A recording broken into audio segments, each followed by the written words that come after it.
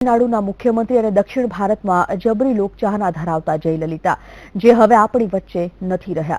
હૃદયરોગના હુમલાની સારવાર દરમિયાન તેમણે અંતિમ શ્વાસ લીધા અને પકડી લીધી અનંતની વાટ. હૃદયમાં રુદન, હૈયા ફાટ આક્રન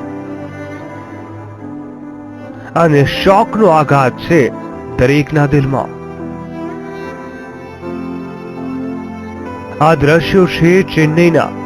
આ આંસુ છે તે શખ્સિયત માટેના કે જેને લોકો ઈશ્વર તુલ્ય ગણતા. જી હા, તામિલનાડુના મુખ્યમંત્રી અને દક્ષિણ ભારતમાં જબરી લોકચાહના ધરાવતા જયલલિતા હવે આપણી વચ્ચે રહ્યા નથી, પરંતુ તેમની અઢળકો યાદો ઇતિહાસમાંથી ક્યારેય નહીં વિસરાય. સમર્થકો હજુ પણ માનવા તૈયાર નથી કે તેમના નેતા તેમને છોડીને ચાલ્યા ગયા છે. તે પ્રેમાળ અને સ્મિત વેરતો ચહેરો હવે તેમને ક્યારેય નહીં જોવા મળે.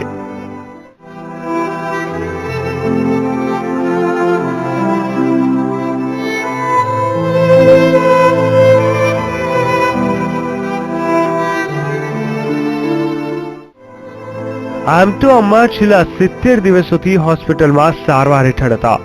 ત્યારથી લોકોને અંદાજો આવી ગયો હતો કે હવે તેમના પ્રિય નેતા જયલલિતા હવે વધુ દિવસો તેમની સાથે રહેવાના નથી. તો આ તરફ અમ્માને હાર્ટ એટેકના સમાચાર વહેતા થયાની સાથે જ દેશભરમાં તેમના માટે પૂજા, પ્રાર્થના અને દુઆઓ પણ થઈ.